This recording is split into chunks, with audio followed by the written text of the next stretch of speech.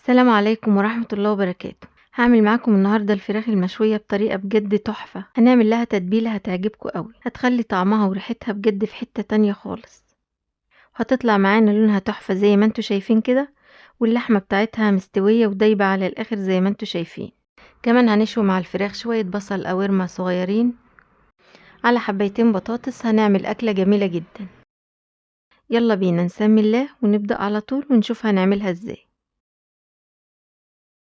في بولة هحط فيها كوباية صغيرة من اللبن الرايب او علبة زبادي صغيرة، وهحط نص معلقة من الكمون، ونص معلقة صغيرة من الفلفل الاسود، ومعلقة صغيرة من البابريكا، ومعلقة صغيرة من الروزماري المطحون،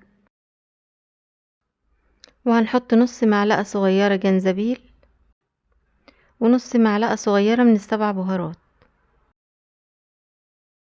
ومعلقة من الثوم المفروم، معلقة صغيرة مش كبيرة، ومعلقتين من توابل الشيش طاووق.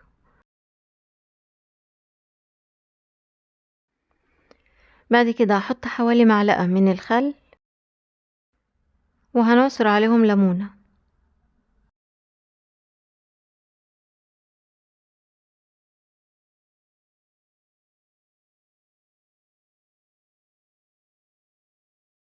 وهحط حوالي معلقتين 3 من الزيت.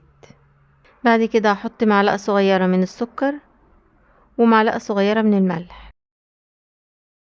وهقلب بقى الكلام ده كله كويس مع بعضه لحد ما يدوب تماما.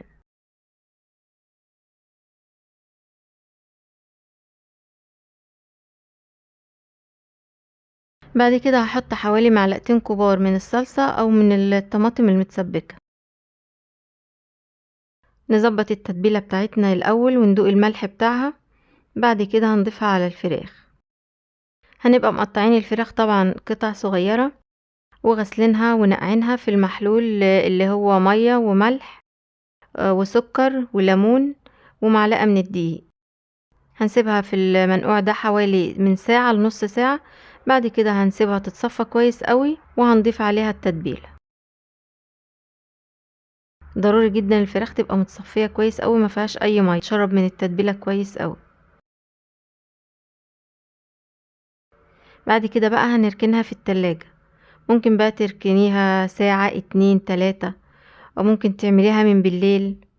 كل ما تقعد في التتبيلة اكتر كل ما هتبقى احسن بكتير. هنغطيها بقى وهاخدها على التلاجة على طول. انا تبلتها وسبتها في التلاجة من بالليل لتاني يوم. هنجيب القالب بتاعنا اللي هنشويها فيه، وهنحط فيه شوية من البصل القوارمة الصغير،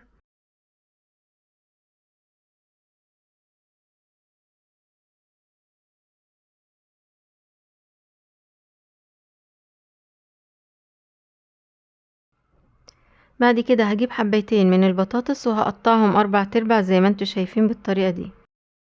طبعا كمية البطاطس اللي هتحطيها هتحطي الكمية اللي انت عايزاها. والبصل برضو نفس الطريقة. كمان هحط قرن فلفل رومي. بعد كده هرص الفراخ فوق على الوش. مش عايزة اقول لكم بقى الخضار ده هيتشوي مع الفراخ وهيتشرب من التتبيلة والصوص اللي هينزل منها. طعمه بيبقى جميل جدا.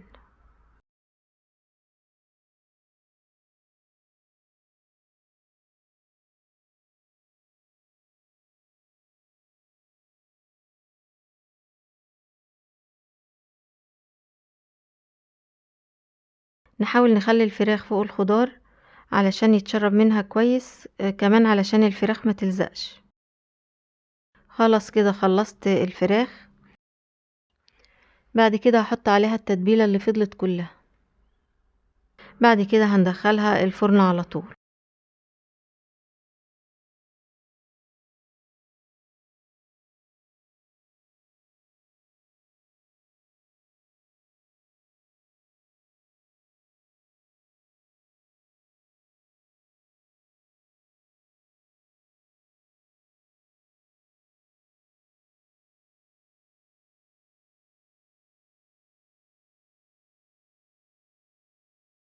وده بقى شكل الفراخ المشوية بعد ما طلعت من الفرن.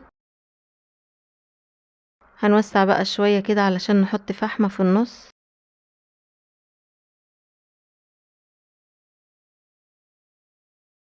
وهنحط عليها بقى شوية من الزيت اللي نازل من الفراخ، بيخلي ريحة الدخانة اللي طالعة من الفحم جميلة جدا. بعد كده هنقفل عليها بورق فويل. بعد كده هدخلها الفرن تاني، بس هيبقى مطفي طبعا مش مشغلينه، بس عشان تفضل محتفظة بالحرارة بتاعتها. بعد كده خرجتها بعد 10 دقايق، كانت خلاص كده الدخانة خلصت، وبكده الفراخ تبقى خدت ريحة الشوي على الفحم كأنها مشوية على الفحم بالظبط. ريحتها بتبقى جميلة جدا وطعمها في منتهى الجمال. هرصها بقى في طبق التقديم. زي ما انتوا شايفين الفراخ واخدة لون جميل جدا، طعمها وريحتها حلو قوي. وهنحط على وشها كده شوية من الصوص اللي كان نازل منها، بيديها ريحة وطعم حلو قوي. هناخد منه برضو شوية كده على البصل والبطاطس.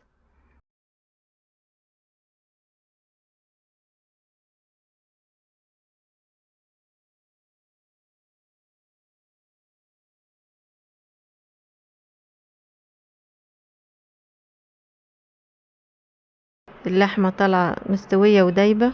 جربوا الطريقة دي هتعجبكم جدا بجد. وبكده ابقى خلصت معاكم الفراخ المشوية. اتمنى الطريقة تكون عجبتكم، اتمنى تجربوها، وبألف هنا وشفا.